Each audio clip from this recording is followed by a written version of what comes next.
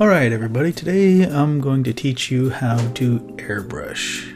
Here I got just a hard blow, and your first step is sanding, especially with these rounded kits. Now the reason we want to sand our outer armor pieces and whatnot is because you want something for that primer to stick to. If you go in and just put straight primer on plastic, it's not really gonna stick that well. So you need something that's a little abrasive, that will rough up that surface, that'll really give that paint something to stick to.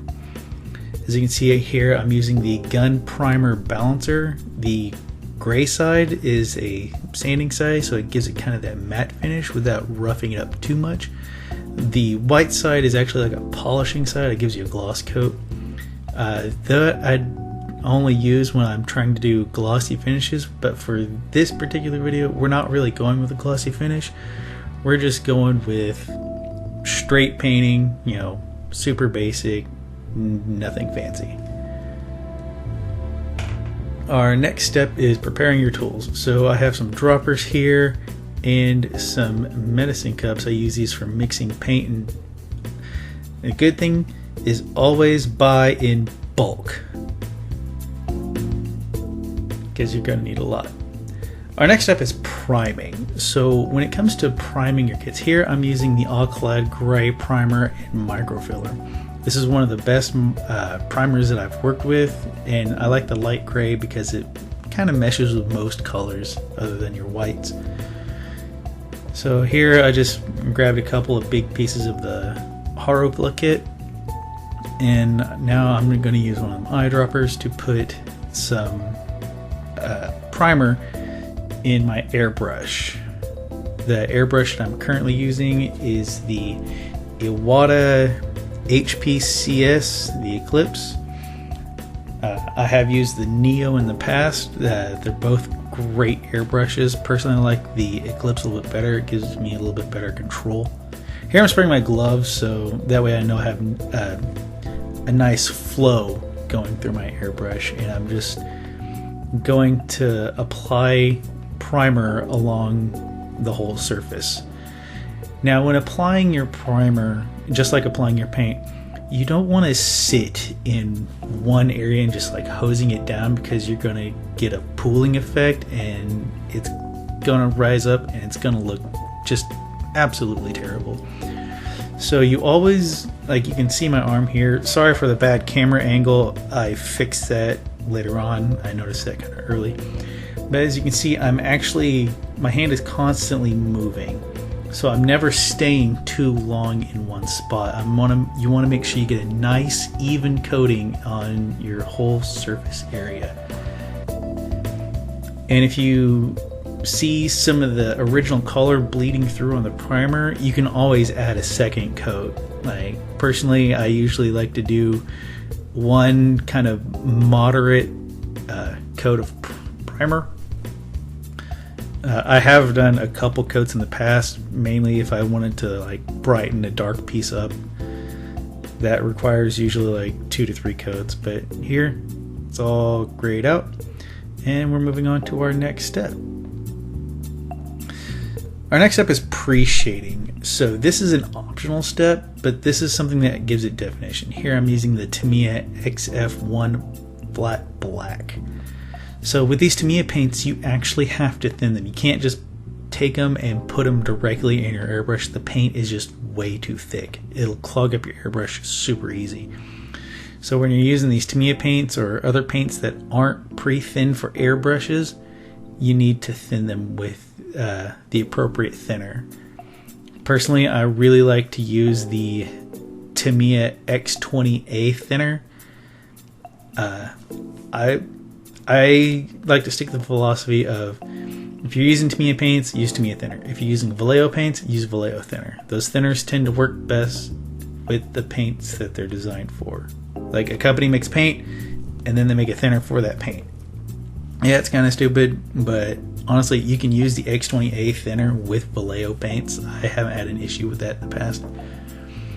So here I always use one fresh eyedropper for grabbing thinner and airbrush cleaner to put in these paint cups. but I go back to the original dropper that I used to pull the paint to actually mix it. And then I just pour a little bit down the side, so if it flows nicely down, then it's going to flow good through your airbrush. You don't want to thin it down so much to the point where it's like water, because at that point, like, it's too thin and you're not going to get good results. The consensus when it comes to thinning your paints down is you want to make sure that they are about the consistency of milk.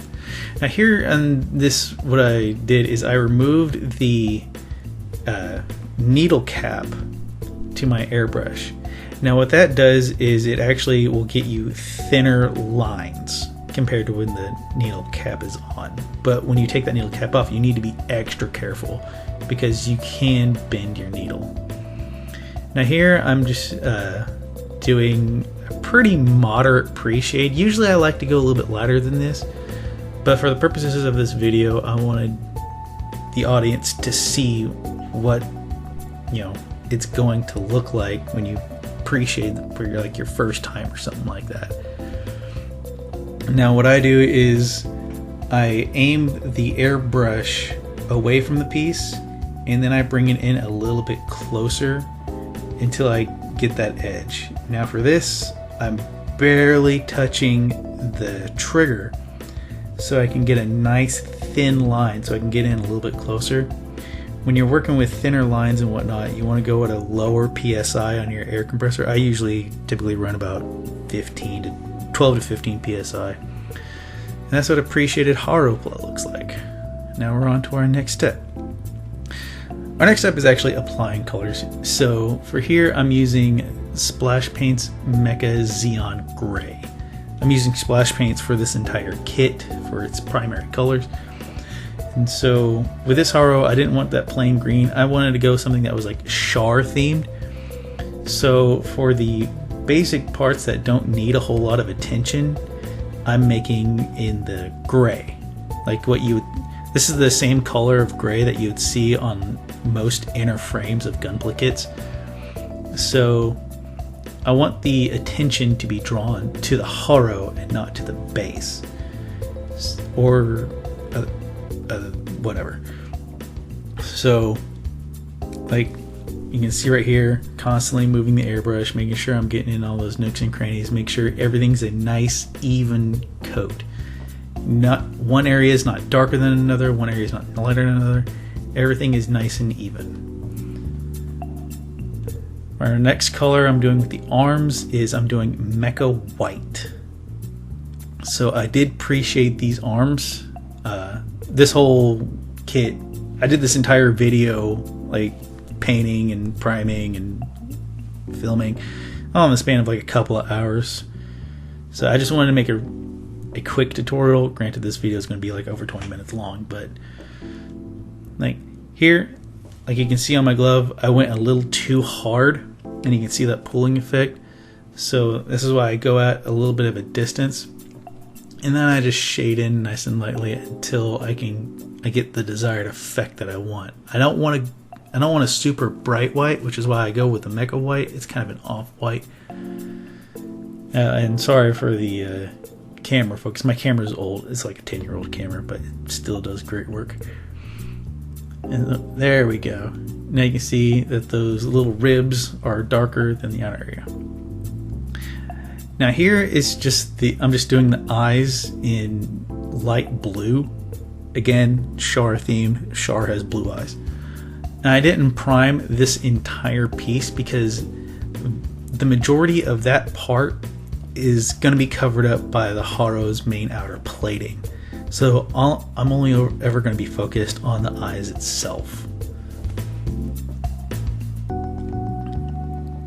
So with the color scheme of this kit, I do want the eyes to draw attention to themselves. I don't want them to be like too dark. That's why I didn't want to go with the red. So you just twist, like what I'm doing here, I'm twisting the piece all around. Again, I'm not worried about what this kit's what that part is visibly going to look like. I'm worried about what the eyes are going to look like once I put that piece on. And now for the next step, I'm doing the little flat parts in Mecha Char Red. So this is more of a, it's not really red, it's more of a pink. And it's pretty close to the pink that Char had in the original 70s anime. The original anime from 1979, because they called him the Red Comet, even though his suit was pink. But you know, it was the 70s; everything was funky. So if I applied this pink on a white primed part, then it would turn out that brighter shade of pink. But since I did it on a gray with a pre-shade, it came out a little bit darker than I would have liked. But you know, that's okay. So on this piece, you can see my pre-shade was a little uneven, so I just added a little bit of extra paint just to try to even it out. And that's what your final product is going to look like right there. Now for our next part, I'm going to be doing the main body in Mecha Sazabi Red. So this is the I really like this red. It's very vibrant and is actually reminiscent of the Sazabi itself.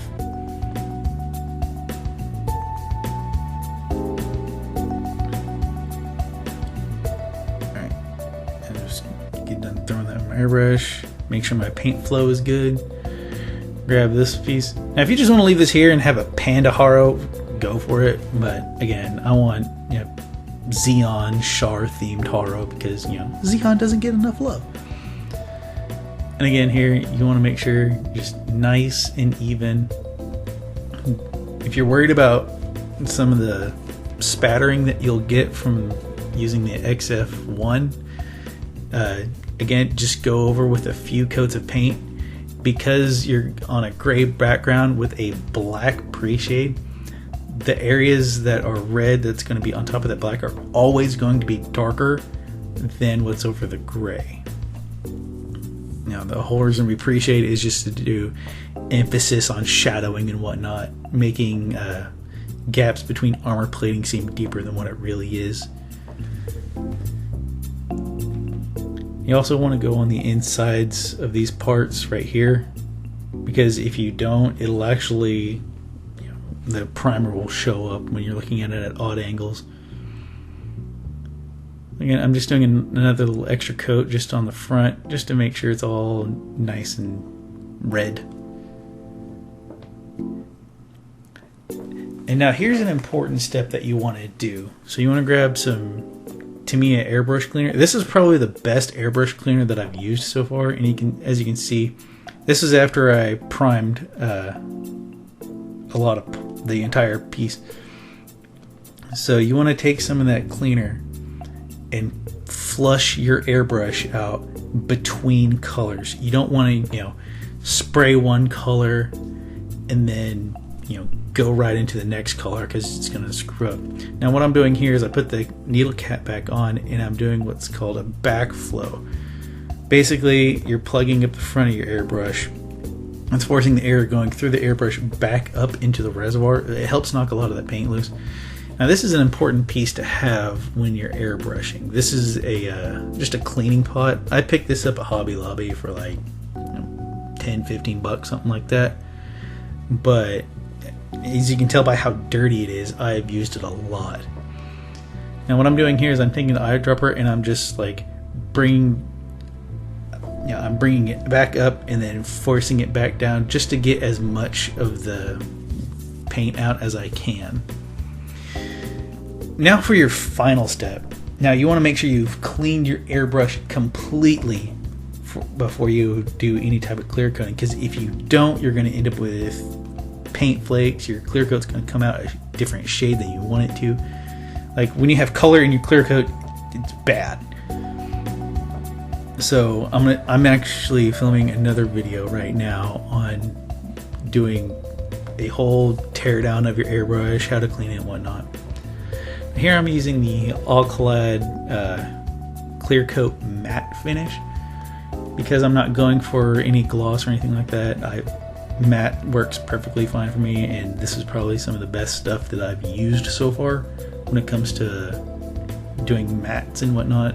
As for gloss, yeah, I'm still working on that. But as you can see here, I have every piece of the Haro, up on alligator clips and skewers, and I'm adding a nice, even, liberal coat of, matte finish. Basically, when I'm spraying it on, I want the whole thing to kind of look shiny, and I want it to look even and smooth. And then when it dries, it's gonna get that matte finish, which is really good for when you're doing like weathered kits and whatnot. But you always want to top coat / clear coat your kits, because this is going to protect your paint job. You do all this hard work and you go through all these steps just to make a little tiny Haro plow that fits in the palm of your hand look really good, or you're working on a perfect grade that you spend a lot of money on. Trust me, I have 3 and 1 is still in my closet that I haven't built yet. I've been holding off on that.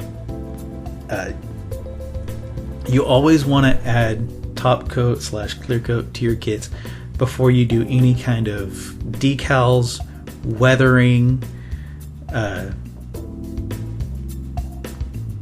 whatever effects that you're going for.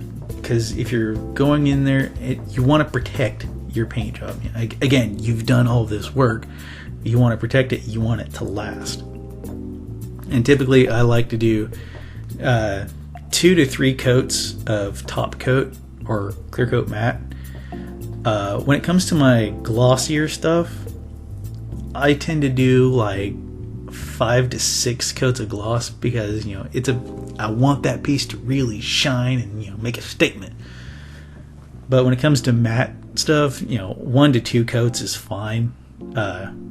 If you're doing 1 coat, you make sure it's one like liberal coat. If you're doing 2 coats, you can go kind of moderate. Again, I like to go with the whole spray enough where it's all shiny. Now what I'm doing right here is I'm setting it aside and I'm waiting 1 hour for this to dry. 1 hour is definitely enough time. Personally, I think you can let it sit longer. And now for final thoughts while I assemble this little Haro plow. So when you're getting into airbrushing, when it comes to my personal recommendations, I personally like the Iwata airbrushes.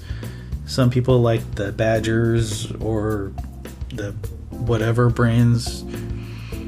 Iwata is just what I have available, and they seem to be the more popular brand, and they have better quality control from what I can tell. You definitely want to get a good airbrush. Again, like if you're just starting out and you're on a budget, they have a starter kit that you can buy at Hobby Lobby or probably on Amazon. Actually, I think it is on Amazon. You get the Iwata Neo. It's a smaller version of what I currently have, and it comes with like this little small desk compressor. The desk compressor, it's kind of loud. It's not that bad. And it's got like 3 different settings. It starts on medium, high, low, and it goes for like 15 minutes before it shuts off. So every time you're painting, you have to turn it off. You have to turn it back on when it kicks off. I used the Neo for quite a long time. Definitely that runs between $160, something like that. Definitely what you want to do for your first upgrade is get a good compressor. So I got the Spar Max Windsor. They also sell that at Hobby Lobby. Again, I bought most of my airbrushing stuff from Hobby Lobby because I have one just down the street from my house. The air compressor I bought is like $200, but I can really dial in that PSI, and it's got a moisture trap on it. Now you got to be careful with that, because when you are painting for hours and hours on end, that moisture trap can only hold so much. So Definitely recommend getting the Pistol Grip Moisture Trap. That thing is stupid expensive. It's like $30 fucking dollars. I don't know why, but it does make a massive difference. It allows you to go longer and get less water in your paint.